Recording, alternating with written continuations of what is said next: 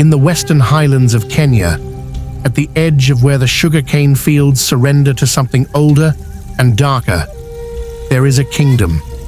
Not a memory of a kingdom, not a museum exhibit, not a footnote in a colonial history book.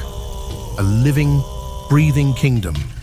The Kingdom of Wanga, the only indigenous monarchy in Kenya that endured through colonization, through independence, through the digital age, and still stands, but at its center, at the beating heart of every coronation, every war council, every succession crisis for more than 400 years, sits a throne. And around that throne, a curse, a covenant, a question that has haunted every man who has ever sat upon it. To understand the curse, you must first understand the kingdom. And to understand the kingdom, you must go back to a time before Kenya was Kenya. Before the British drew their lines across the soil with ink and arrogance. Before the word tribe was weaponized to divide what history had built. The Abaluya, the Luhya people, arrived in the western Kenya region in waves of migration over several centuries. Among the many clans that settled these fertile highlands, one family would come to hold dominion over all the others, the Abashimuli clan. And from the Abashimuli, a lineage of kings would emerge that would call itself, and be called by others, the Wanga.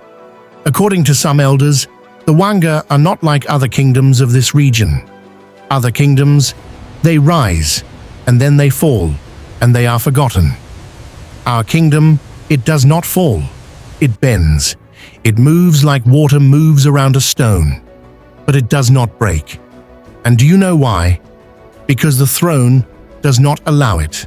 The Nabongo does not merely sit on that throne. He is bound to it.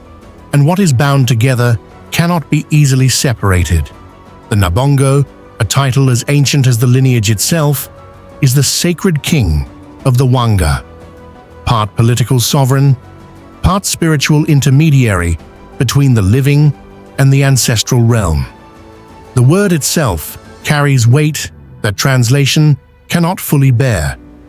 A Nabongo is not merely a chief or a king in the Western sense. He is a vessel. The earliest recorded Nabongo was Wanga, son of Mukwana, from whom the entire kingdom takes its name. He established not just a political system, but a spiritual contract, that the rulers of Wanga would be custodians of ancestral power, that they would govern not through force alone, but through covenant with the dead. What is extraordinary about the Wanga is the continuity. Across 4 centuries, across colonization, across independence, the bloodline holds. That is not an accident. That is a covenant being honored, or a curse being enforced, depending on how you choose to read it. By the 19th century, the Kingdom of Wanga had achieved something remarkable. It had become a regional power, wielding influence far beyond the borders of its home territory. It was Nabongo Mumia, whose name would eventually be given to the town of Mumias, who would face the most consequential test of any Wanga king, the arrival of the Europeans. Mumia played a longer game than any colonial administrator gave him credit for. He negotiated. We seek only cooperation and trade. He allowed the British a foothold, and in doing so, preserved the kingdom's core, its spiritual authority, its bloodline, its throne. The colonizers thought they were using Mumia. History suggests otherwise. To sit upon the Wanga throne is to accept a burden that cannot be set down. The regalia of the Nabongo, the throne, the sacred drums, the ceremonial spear, the royal fly whisk are not objects. They are technologies, each one a channel through which the power of every previous Nabongo flows into the new one.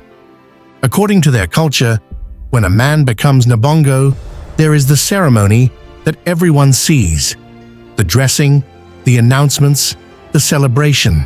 And then there is the ceremony that almost no one sees, the private binding, the moment when the ancestors are invited into the man, when he stops being only himself. After that moment, the man who was once simply a son, a brother, a man with doubts and pleasures and ordinary concerns, he is gone. What remains wears his face, but it belongs now to something larger. The Wanga coronation ritual, the Kushika Luhya, the sacred installation, has been documented by ethnographers, anthropologists, and oral historians. But documentation, as those who have witnessed it attest, falls short. There are layers of the ritual that occur beyond sight, beyond the camera's eye, and the weight, according to those who speak in hushed voices around the royal compound, has consequences. Copper, as a material, carries extraordinary symbolic weight across Central and East African spiritual traditions. It is associated with fire, with royalty, with the blood of lineage. In Wanga tradition, the copper throne is said to be a container, a vessel for the collective consciousness of every Nabongo who sat upon it before, which means, by current reckoning, the throne holds more than 20 lifetimes of accumulated ancestral authority. And accumulated authority in the Wanga spiritual framework is indistinguishable from accumulated power, the power to bless, the power to protect, and, should the covenant be violated, the power to destroy. The greatest test of the Wanga covenant came not from war or drought or famine. It came from the British Empire, and the way the Wanga navigated it reveals something essential about the nature of the throne's power. It does not protect from hardship.